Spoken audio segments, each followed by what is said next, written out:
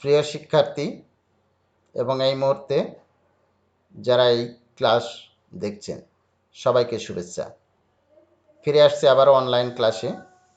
আমি মোহাম্মদ শাহিনুজ্জামান, প্রভাষক তথ্য যোগাযোগ প্রযুক্তি, মীর আব্দুল করিম কলেজ, মির্জানগর, মিরপুর, কুষ্টিয়া। আমার ইমেল অ্যাড্রেস আছে, আমার সেলফোন নাম্বার আছে। যে কোনো সমস্যায় শিক্ষার্থীরা সেলফোন নাম্বারে কথা বলতে পারে, ইমেলে তথ্য পাঠাতে পারে।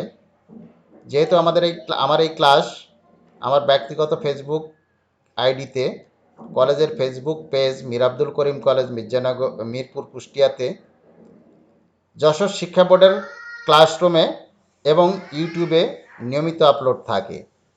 সুতরাং যে কেউ যে কোনো জায়গার থেকে দেখে পরবর্তীতে যে কোনো অসুবিধা হলে আমার সাথে কথা বলতে পারে। বরাবরের মতো একাদশ দ্বাদশ শ্রেণীর তথ্য যোগাযোগ প্রযুক্তির বিষয়কোড 275, আজকে দ্বিতীয় অধ্যায়ের ডাটা কমিউনিকেশন ও কম্পিউটার নেটওয়ার্কিং নিয়ে আলোচনা করব। আমরা গত ক্লাসেও দ্বিতীয় অধ্যায় থেকে ডাটা কমিউনিকেশন ও কম্পিউটার নেটওয়ার্ক নিয়ে আলোচনা করছি। আজকে কি পড়তে চাচ্ছি সেটা একটু স্ক্রিনে কিছু ছবি দিয়ে রাখছি, সে ছবিগুলো দেখে একটু অনুমান করার চেষ্টা করব।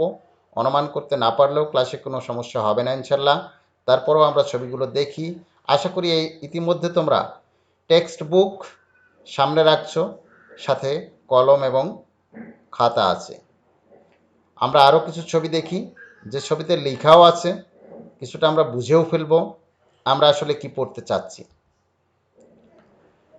এই সুন্দর ছবিতে একেবারে পুরোপুরি বলেই দেওয়া আছে যে আমরা কি পড়তে চাচ্ছি।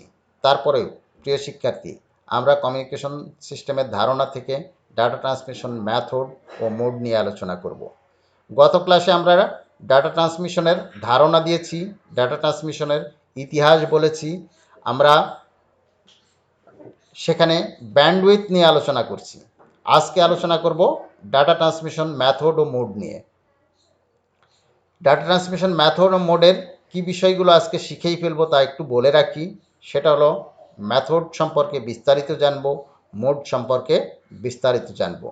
আমরা দেখি, শুরু করতে যাচ্ছি ডাটা ট্রান্সমিশন মেথড। যে পদ্ধতিতে এক কম্পিউটার থেকে অন্য কম্পিউটারে তথা এক ডিভাইস থেকে অন্য ডিভাইসে ডাটা স্থানান্তর ট্রান্সমিট করা হয় সেটাই হলো ডাটা ট্রান্সমিশন মেথড পদ্ধতি। একটা ডিভাইস থেকে অন্য ডিভাইসে অথবা একটা কম্পিউটার থেকে অন্য কম্পিউটারে যে পদ্ধতি পন্থা অবলম্বন করা হয় সেটাই আসলে মেথড। ডিভাইস সময়ের অবস্থানগত দূরত্ব, যে ডিভাইসে তথ্য পাঠাতে চাচ্ছি সেটার দূরত্ব কত দূর, এবং ক্ষুদ্রতম একক সেটা হলো বিট, এর বিন্যাসের ভিত্তিতে মেথডকে দুই ভাগে ভাগ করা যায়।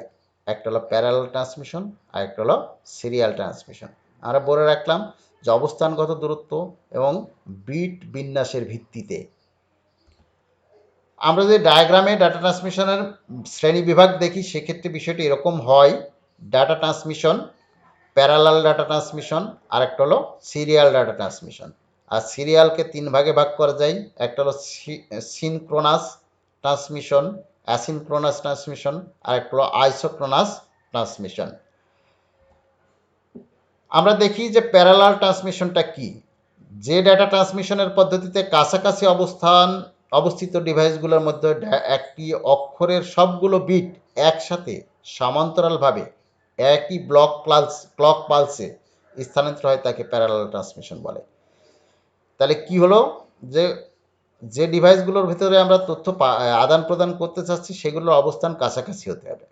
আরেকটা হলো যে একটি অক্ষরে থাকে বেশ কিছু বিট, সেই বিটগুলো যাবে হলো সমান্তরালভাবে সর্বদা সমান দূরে রেখে, যেমন রেল লাইন, এবং একই ক্লক পালসে স্থানান্তর হলে সেটা আসলে প্যারালাল ট্রান্সমিশন। তাহলে কাছাকাছি ডিভাইসগুলো থাকতে হবে এবং অক্ষরের বিটগুলো যেতে হবে সমান্তরালভাবে। প্যারালালের একটা ছবি দিয়ে কিভাবে ডাটা ট্রান্সমিট হয় সেন্ডার দেখো, আমরা খেয়াল করি যে 8টি বিট মিলে একটা অক্ষর হয়। সেই বিটগুলো যাচ্ছে কিভাবে: 0, 0, 1, 0, 1, 0, 1, 1, 1, 0, যেগুলো আসলে সমান্তরালভাবে একেবারে রেল লাইনের মতো, যে সর্বদা সমান দূরে রেখে ট্রান্সমিট হচ্ছে। এই পদ্ধতিটাই আসলে প্যারালাল ট্রান্সমিশন। পাশাপাশি হলো সিরিয়াল ট্রান্সমিশন। যে ডাটা ট্রান্সমিশন পদ্ধতিতে ক্যারেক্টারের বিটগুলো একসাথে স্থানান্তর না হয়ে সিরিয়াল বা ধারাবাহিকভাবে যে কোনো দূরত্বে অবস্থিত ডিভাইসের মধ্যে স্থানান্তর হয় তা হলো সিরিয়াল ট্রান্সমিশন। আমরা প্যারালালে দেখলাম কাছাকাছি থাকতে হবে, আর সিরিয়ালে বলা হচ্ছে যে কোনো অবস্থানে থাকতে হবে। আমরা প্যারালালে দেখলাম সমান্তরালভাবে যায়, আর সিরিয়ালে দেখছি ধারাবাহিকভাবে যায়। এইভাবে স্থানান্তরিত হলে সেটা হয় আসলে সিরিয়াল ট্রান্সমিশন। সিরিয়াল ট্রান্সমিশনের একটা ছবি দিয়েও বোঝাতে চেষ্টা করছি যে ওই ক্যারেক্টারগুলো 8টা বিট আসলে যাওয়া হচ্ছে, যেগুলো যাচ্ছে কি করে 1100 1010, যে ধারাবাহিকভাবে আসলে চলে যাচ্ছে রিসিভারের কাছে। এ ধরনের পদ্ধতি হলো সিরিয়াল ট্রান্সমিশন পদ্ধতি। সিরিয়াল ট্রান্সমিশন পদ্ধতি বিট সিনক্রোনাইজেশনের উপর ভিত্তি করে ট্রান্সমিশন পদ্ধতিকে 3 ভাগে ভাগ করা যায়। আমরা বলছিলাম যে আসলে সিরিয়াল ট্রান্সমিশন পদ্ধতি 3 রকমের। এটা কিসের উপর ভিত্তি করে? আমরা জানি আমাদের এমসিকিউ প্রশ্ন হয়, সেখানে এই ধরনের প্রশ্ন হয়েই থাকে বিট সিনক্রোনাইজেশনের উপর ভিত্তি করে। কথাটা হলো বিট সিনক্রোনাইজেশনের উপর ভিত্তি করে ডাটা ট্রান্সমিশন পদ্ধতিকে 3 ভাগে ভাগ করা যায়। একটা হলো অ্যাসিনক্রোনাস, একটা সিনক্রোনাস, একটা হলো আইসোক্রোনাস। আমরা একটা একটা করে দেখি যে বিষয়গুলো কেমন। প্রথমেই আমরা বলি অ্যাসিনক্রোনাস ট্রান্সমিশন। একটা ছবি দিয়ে বিষয়গুলো বোঝানোর চেষ্টা করছি, আশা করি সবাই আসলে ছবির প্রতি লক্ষ্য করবে। তোমাদের টেক্সট বইতেও আশা করি এরকমের ছবি দেওয়া আছে, এই ছবিগুলো একটু অনুমান করতে হবে, পরবর্তী পরীক্ষাতে এরকমের ছবি এঁকে বোঝানোর চেষ্টা করতে হবে। যে পদ্ধতিতে প্রেরক কম্পিউটার হতে ডাটা গ্রাহক কম্পিউটারে অক্ষর বাই অক্ষর, that means character by character transmit হয়, তাকে আসলে অ্যাসিনক্রোনাস বলে। যে একটা করে অক্ষর ট্রান্সমিট হয়, তার মানে 8টা বিট একসাথে ট্রান্সমিট হয়। আমরা জানি যে 8টা বিট মিলে হয় একটা অক্ষর, একে বলা হয় আসলে অ্যাসিনক্রোনাস ট্রান্সমিশন। অ্যাসিনক্রোনাস ট্রান্সমিশনের বৈশিষ্ট্য কী হতে পারে এবং সুবিধাগুলো কী হতে পারে? ইন্টারনেটে এই পদ্ধতি বেশি উপযোগী। আমরা সবাই ইন্টারনেটে ডাটা ব্যবহার করি, ইন্টারনেটে আসলে এইটা বেশি উপযোগী। প্রেরক যে কোনো সময় ডাটা পাঠাতে পারে এবং গ্রাহক তা গ্রহণ করতে পারে। প্রেরকের কোনো স্টোরেজ ডিভাইস প্রয়োজন হয় না, ইনস্টলেশন খরচ অত্যন্ত কম। এইগুলো সুবিধা। আরও কিছু সুবিধা আছে, অসুবিধা আছে। সুবিধার সাথে কিছু অসুবিধাও আছে। প্রতিটি বর্ণের সাথে একটি স্টার্ট বিট এবং একটি স্টপ বিট সংযুক্ত করা হয়। প্রতিটি অক্ষরের সাথে একটি করে স্টার্ট এবং একটি করে স্টপ বিট দিতে হয়, যেটা একটা আসলে অসুবিধা। একবারে বেশি ডাটা পাঠানো যায় না। আমরা অনেক সময় চাই একই সাথে অনেকগুলো ডাটা পাঠাতে, তখন আসলে অ্যাসিনক্রোনাস পদ্ধতি ভালো কাজ করে না। সিনক্রোনাস ট্রান্সমিশনের চেয়ে কম দক্ষ, এতে ডাটা ট্রান্সমিশনের গতি কম। আমরা আসলে পরবর্তীতে দেখে নিই যে অ্যাসিনক্রোনাস পদ্ধতির অসুবিধা। আরও 2টা অসুবিধা আছে। ডাটা স্থানান্তরের কাজ বন্ধ থাকা অবস্থায় এটির ট্রান্সমিশন মাধ্যমটি অব্যবহৃত অবস্থায় পড়ে থাকে। ডাটা চলাচল বন্ধ থাকার সময় মাধ্যমটি অব্যবহৃত অবস্থায় পড়ে থাকে। আমরা দেখি যে আসলে পাশাপাশি অ্যাসিনক্রোনাস ব্যবহার হচ্ছে কোথায়। কিছু অসুবিধা থাকা সত্ত্বেও ব্যবহার হচ্ছে কম্পিউটার হচ্ছে প্রিন্টার। আমরা জানি কোনো লেখার পর কম্পিউটার থেকে আমরা কাগজে প্রিন্ট বা ছাপা হতে হলে, হার্ড কপি হতে হলে সেটা প্রিন্টার দিয়ে বের করতে হয়। এই প্রিন্টারে যে তথ্যটা যায়, এটা যায় আসলে অ্যাসিনক্রোনাস পদ্ধতিতে। কিবোর্ড হতে লিখলে মনিটরে যে আমরা লেখা পাই, সেটা আমরা পাই আসলে অ্যাসিনক্রোনাস পদ্ধতিতে। পাঞ্চ কার্ড রিডারে আমরা ব্যবহার করি অ্যাসিনক্রোনাস পদ্ধতি। আমরা দেখি পাশাপাশি অ্যাসিনক্রোনাসের চেয়ে সিনক্রোনাসে কি বিষয়গুলো আছে। যে পদ্ধতিতে প্রথমে প্রেরক স্টেশনের প্রাইমারি স্টোরেজ ডিভাইস ডাটাকে সংরক্ষণ করা হয় এবং অথবা ডাটার ক্যারেক্টার সমূহকে ব্লক বা প্যাকেট আকারে ভাগ করে সমান বিরতিতে প্রতিবারে একটি করে ব্লক ট্রান্সমিট করা হয়, তাকে সিনক্রোনাস ট্রান্সমিশন বলে। সিনক্রোনাসে আমরা দেখলাম যে প্রেরকের আসলে একটা স্টোরেজ ডিভাইস থাকে, সেখানে তথ্য রেখে দেয় এবং সেখানে প্যাকেট করে অক্ষর বাই অক্ষর ডাটা ট্রান্সমিট করে এবং মাঝখানে বিরতি সময় থাকে, সেইটাই আসলে সিনক্রোনাস ট্রান্সমিশন। আমরা একটা ছবি দিয়ে বোঝানোর চেষ্টা করছি, যা পরীক্ষাতে এরকমের সিনক্রোনাস সম্পর্কে আমাদের লিখতে হলে এরকম ছবি দিয়ে বোঝানোর চেষ্টা করতে হবে। সেন্ডার আসলে অক্ষর বাই অক্ষর প্যাকেট করে রেখে রিসিভারের কাছে প্যাকেটগুলো পাঠাচ্ছে, মাঝখানে একটা সময় বিরতি থাকছে। সিনক্রোনাসের বৈশিষ্ট্য বা কিছু সুবিধা আছে যেগুলো আমরা দেখি। অক্ষরের ক্যারেক্টারের পর টাইম ইন্টারভ্যাল প্রয়োজন হয় না, একবারে অনেক তথ্যই পাঠানো যায়। ট্রান্সমিশনের গতি অনেক দ্রুত হয়, দক্ষতা বেশি, সময় তুলনামূলক কম লাগে। আমরা এই বিষয়গুলো দেখলে মনে হয় যে আমরা অ্যাসিনক্রোনাসের সিনক্রোনাস ব্যবহার করাই বেশি উপযোগী। সেই ক্ষেত্রে আবার কি অসুবিধা আছে সেটা একটু দেখি। প্রেরক স্টেশনে প্রেরকের সাথে একটি প্রাইমারি স্টোরেজ ডিভাইসের প্রয়োজন হয়, যে অতিরিক্ত একটা ডিভাইস কিন্তু প্রয়োজন হয়, যা অ্যাসিনক্রোনাসের প্রয়োজন ছিল না। তুলনামূলক ব্যয়বহুল, খরচের একটা ব্যাপার আছে, সেই ক্ষেত্রে আসলে তুলনামূলক খরচ বেশি। সার্কিট বেশ জটিল, অ্যাসিনক্রোনাসে এত সার্কিট জটিলতা ছিল না। সিনক্রোনাস কোথায় ব্যবহার হচ্ছে? কম্পিউটার হতে কম্পিউটারের ডাটা কমিউনিকেশনের ক্ষেত্রে, এক স্থান থেকে দূরবর্তী কোনো স্থানে ডাটা স্থানান্তরের ক্ষেত্রে, এক কম্পিউটার হতে একই সময়ে অনেকগুলো কম্পিউটারের ডাটা ট্রান্সমিশনের ক্ষেত্রে। এই ক্ষেত্রগুলোতে আসলে সিনক্রোনাস পদ্ধতি ব্যবহার হচ্ছে, যেখানে অ্যাসিনক্রোনাস ব্যবহৃত হচ্ছে না। আরও একটা আছে, আমরা বলছিলাম 3 ভাগে, সিনক্রোনাস, অ্যাসিনক্রোনাস, আর একটা হলো আইসোক্রোনাস। এই পদ্ধতি প্রেরক প্রাপক স্টেশনের মধ্যে ডাটা ট্রান্সমিশন ডিলে সর্বনিম্ন রাখা হয়। অর্থাৎ পরপর দুটি ব্লকের ডাটা ট্রান্সফারের সময় 0 একক করার চেষ্টা করা হয়। ছবি এরকম করে দেখানো বোঝানোর চেষ্টা করছি। আশা করি তোমাদের টেক্সট বুকে এরকম ছবি দেওয়া আছে, তোমরা সেই ছবিগুলো দেখবে এবং সেই ছবিগুলো বোঝার চেষ্টা করবে। একেবারে সুন্দর করে না হলেও ছবিটা এঁকে পরীক্ষাতে বোঝানোর চেষ্টা করতে হবে। আমরা চলে আসছি ডাটা ট্রান্সমিশন মোডে। আমরা এতক্ষণ মেথড নিয়ে আলোচনা করলাম, এখন হলো ডাটা ট্রান্সমিশন মোড। ডাটা স্থানান্তরের প্রবাহের উপর ভিত্তি করে অর্থাৎ দিকের বৈশিষ্ট্যের ভিত্তি করে ট্রান্সমিশন মোডকে সাধারণত 3 ভাগে ভাগ করা যায়। যে ডাটা কোন দিকে যাবে সেটার উপর ভিত্তি করে ডাটার মোডকে 3 ভাগে ভাগ করা হয়। প্রথম ভাগটা হলো সিমপ্লেক্স। আমরা লক্ষ্য করি, ছবি দিয়ে বোঝানোর চেষ্টা করছি যে খর কাছে তথ্য পাঠায়, কখনোই কর কাছে তথ্য পাঠায় না। এই পদ্ধতিটাই হলো আসলে সিমপ্লেক্স পদ্ধতি। ডাটা ট্রান্সমিশন মোডের দিকের ওপর ভিত্তি করে যে 3 ভাগে ভাগ করা হয়, তার একটা হলো সিমপ্লেক্স। আমরা যেমন টেলিভিশনে তথ্য দেখি, কখনোই টেলিভিশনের কাছে কোনো তথ্য পাঠাই না। আমরা যেমন রেডিওতে তথ্য শুনি, কখনোই আসলে রেডিওর কাছে তথ্য পাঠাতে পারি না। কোনো আসলে আনন্দের কোনো বিনোদনের গান ভিডিও চলতে থাকলে টেলিভিশনে, তখন যদি কোনো কষ্টের কারণ তোমার হয়, এমনকি তোমার বাড়িতে কোনো মৃত্যু সংবাদ আসলেও টেলিভিশনে আনন্দের উৎসব চলতেই থাকবে, কারণ তুমি টেলিভিশনের কাছে তথ্যটা পাঠাতে পারছো না। এরকমের পদ্ধতিটাই আসলে সিমপ্লেক্স পদ্ধতি। আমরা দেখি যে আরও একটা পদ্ধতি আছে, সেটা হলো হাফ ডুপ্লেক্স। এখানে আমরা ছবি দিয়ে বোঝাতে চেষ্টা করছি, আসলে আমি খর কাছে তথ্য পাঠাই, আবার কর কাছে তথ্য পাঠাতে পারে যখন আসলে কর তথ্য পাঠানো শেষ হয়, একই সাথে আসলে তথ্য পাঠাতে পারে না। যেমন হলো ওয়াকি টকি, অথবা আমরা যখন ইন্টারনেট ব্যবহার করি, সার্ভারে আমরা কোনো তথ্য একই সাথে 2টা তথ্য পাঠাতে পারি না। তার পাঠানো শেষ হলে আমি তথ্য পাঠাতে পারি, বা আমার পাঠানো শেষ হলে সে তথ্য পাঠাতে পারে। ওয়াকি টকিতে আমরা দেখি যে বিশেষ করে ট্রাফিক সার্জনরা ওভার বলতে থাকে, যে জিনিসটা আসলে যখন একজনের কথা শেষ হয় তখন ওর ভিতরে ঢুকতে পারে এবং কথা বলতে পারে।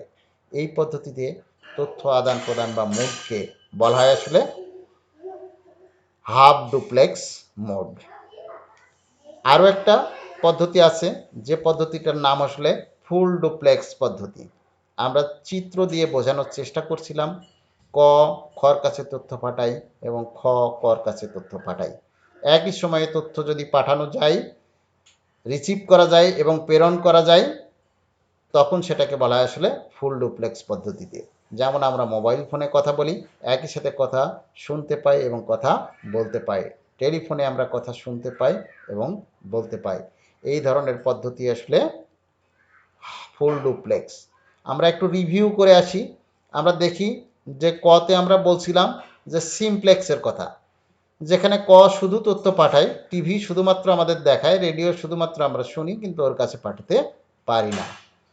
যেমন করে ছবি দিয়ে চিত্র দিয়ে বোঝানোর চেষ্টা করছি, তোমরাও পরীক্ষার খাতায় সিমপ্লেক্স লিখতে হলে এরকমের ছবি দিয়ে বোঝানোর চেষ্টা করতে হবে। খুব সুন্দর করে ছবিটা না হলেও অ্যারো চিহ্ন যদি উল্টাপাল্টা হয় সেক্ষেত্রে কিন্তু প্রশ্নের উত্তর হবে না। একইভাবে আমরা হাফ ডুপ্লেক্সের ছবি দিয়েও বোঝাতে চেষ্টা করছি। আমরা খেয়াল করে দেখি ক খর কাছে তথ্য পাঠাচ্ছে তখন অ্যাক্টিভ লাইন আছে, আর খ যখন কর কাছে তথ্য পাঠাচ্ছে তখন ডট ডট দিয়ে দেখানো হচ্ছে। এটাই বোঝানোর চেষ্টা করা হচ্ছে যে আসলে ক তথ্য পাঠানো শেষ হলে খ তথ্য পাঠাতে পারে। এই ধরনের পদ্ধতি আসলে হাফ ডুপ্লেক্স। আমরা একইভাবে লক্ষ্য করে দেখি ফুল ডুপ্লেক্সের একটা চিত্র দিয়ে তোমাদের বোঝানোর চেষ্টা করছি। ক খর কাছে এবং খ কর কাছে অ্যাক্টিভ তথ্য পাঠাচ্ছে, যার মানে আমরা বলতে চাচ্ছি একই সময়ে যদি তথ্য ক কর খর কাছে খ কর কাছে পাঠায় তখন সেটাকে বলা হয় আসলে ফুল ডুপ্লেক্স পদ্ধতি। আশা করি এতক্ষণে তোমরা ডাটা ট্রান্সমিশন মোড বুঝতে পারছো, যে দিকের প্রবাহের উপর ভিত্তি করে 3 ভাগে ভাগ করা যায়। একইভাবে ডাটা ট্রান্সমিশন মোড প্রাপকের সংখ্যা ও ডাটা গ্রহণের অধিকারের উপর ভিত্তি করে 3 ভাগে ভাগ করা যায়। আর একটা ছিল দিকের উপর ভিত্তি করে, আর এটা হলো গ্রাহকের সংখ্যা এবং কাকে ডাটা গ্রহণ করতে দেব সেই অধিকার, এর উপর ভিত্তি করে আসলে 3 ভাগে ভাগ করা যায়। তার প্রথমটা হলো ইউনিকাস্ট। আমরা খেয়াল করে দেখি ক খর কাছে তথ্য পাঠাচ্ছে, ইচ্ছা করলে ক গড় কাছে এবং ঘর কাছে তথ্য পাঠাতে পারে, যখন প্রয়োজন তখন তার কাছে সে তথ্য পাঠাতে পারে এককভাবে। এরকমের ছবি এঁকেই তোমাকে আসলে ইউনিকাস্ট বোঝাতে হবে। আমরা এখানে ব্রডকাস্টে খেয়াল করে দেখি যে ক একই সাথে, যেমন ওখানে আমরা দেখলাম ইউনিকাস্টে এককভাবে পাঠাতে পারে, ঠিক একইভাবে আমরা ক দেখি সবার কাছে একই সময়ে তথ্য পাঠাতে পারে। এই ধরনের সিস্টেম, এই ধরনের ট্রান্সমিশন মোড হলো আসলে ব্রডকাস্ট মোড। এই ধরনের ট্রান্সমিশন মোডকে বলা হয় আসলে ব্রডকাস্ট মোড। মাল্টিকাস্ট আমরা লক্ষ্য করে দেখি যে ক সবার কাছেই তথ্য পাঠাতে পারে, ইচ্ছা করলে যে কোনো কার কাছে তথ্য পাঠানো বন্ধ রাখতে পারে। আমরা এর আগে একটু খেয়াল করে দেখলাম ব্রডকাস্টে সে যা সম্প্রচার করে, যেমন টিভি চ্যানেলে একটা চ্যানেলে ওখান থেকে যা সম্প্রচার করে আমরা সেই চ্যানেল টিভিতে ধরলে সেটাই দেখতে পাই, কোনোটাতেই আসলে বন্ধ থাকে না। আর আমরা খেয়াল করে দেখি যে পরেরটা হলো মাল্টিকাস্ট, যে আমার ডিশ লাইন দেওয়া আছে সবার কাছে, ইচ্ছা করলে যে কোনো কারোরটা বন্ধ করে রাখতে পারি। এই ধরনের কাজটাই আসলে মাল্টিকাস্ট। তাহলে ব্রডকাস্ট হলো যে তথ্য পাঠালে সবাই দেখতে পারে, আর মাল্টিকাস্ট হলো তথ্য পাঠালে সবাই সে সুবিধা নাও পেতে পারে। প্রেরক যাকে সুবিধা দেবে সে শুধুমাত্র দেখতে পারবে, সেই শুধুমাত্র সেই সুবিধাটা পাবে, অন্য কেউ সেই সুবিধাটা পাবে না। সেটা হলো মাল্টিকাস্ট। আমরা এতক্ষণে বললাম ব্রড ইউনিকাস্ট, মাল্টিকাস্ট, তার মানে ডাটা প্রবাহে ডাটা গ্রহণের অধিকার এবং কতজন ডাটা গ্রহণ করবে এর উপর ভিত্তি করে ডাটার প্রাপকের সংখ্যা এবং ডাটা গ্রহণের অধিকারের উপর ভিত্তি করে ইউনিকাস্ট, ব্রডকাস্ট এবং মাল্টিকাস্ট। ইউনিকাস্ট হলে এককভাবে যার কাছে পাঠাতে চায় সে পাবে, আর ব্রডকাস্ট হলো পাঠালেই যে সংযুক্ত আছে সবাই দেখতে পারবে, আর মাল্টিকাস্ট হলো সংযুক্ত যতই থাক প্রাপক আসলে যাকে পাঠাতে চাচ্ছে শুধুমাত্র সেই দেখতে পাবে, বাকিরা আসলে দেখতে পাবে না। তাহলে ডাটা ট্রান্সমিশন মোড হলো দিকের উপর ভিত্তি করে। আমরা দেখলাম simplex, half duplex, full duplex. আর প্রাপকের সংখ্যা ডাটা গ্রহণের অধিকারের উপর ভিত্তি করে আবার 3 ভাগে, একটার নাম হলো ইউনিকাস্ট, আরেকটা হলো ব্রডকাস্ট, আরেকটা হলো মাল্টিকাস্ট। যেমন করে ছবি দিয়ে বোঝানো আছে তোমাদেরকে এরকম ছবি দিয়েই বোঝানোর চেষ্টা করতে হবে। দেখি এতক্ষণে আমরা আসলে ক্লাসে কতটুকু শিখতে পারলাম। যদি আসলে এই মুহূর্তে শিখে ফেলতে নাও পারি সেক্ষেত্রে আসলে আমাকে বারবার প্র্যাকটিস করতে হবে তোমাকে, এবং বই খুলে পড়তে হবে। আমরা জানি আমাদের পরীক্ষা পদ্ধতি সৃজনশীল পদ্ধতি, যে পদ্ধতিতে এমসিকিউ প্রশ্ন থাকে। আমরা কয়েকটা এমসিকিউ প্রশ্ন রাখছি এবং তোমরা চেষ্টা করবে যে সেই এমসিকিউ প্রশ্নগুলোর উত্তর দিতে পারি কিনা। অ্যাসিনক্রোনাস ট্রান্সমিশনের সুবিধা, 4টা সুবিধা দেওয়া আছে, কোনটা হবে? প্রাইমারি স্টোরেজ ডিভাইসের প্রয়োজন হয় না, ডাটা ট্রান্সমিশনের গতি বেশি, ব্লক আকারে ডাটা প্রেরিত হয়, স্যাটেলাইটে ব্যবহার অধিক উপযোগী। একটু চেষ্টা করতে হবে, আমরা সঠিক উত্তরটা এখনই বলে দেব। তারপরেও আমাদের পরীক্ষাতে এরকমই প্রশ্ন হবে, আমরা যেটা সঠিক উত্তর হবে ওএমআর ফর্মে সেই ক, খ, গ অথবা ঘ গোল করে কালো করে দিতে হয়। আশা করি এতক্ষণে তোমরা সবাই সঠিক উত্তরটা খুঁজে পাওয়ার চেষ্টা করছো এবং মনে মনে সিলেকশন করছো। আমরা এখনই আসলে প্রশ্নের উত্তরটা বলে দিব, তোমরা মিলিয়ে নেবে।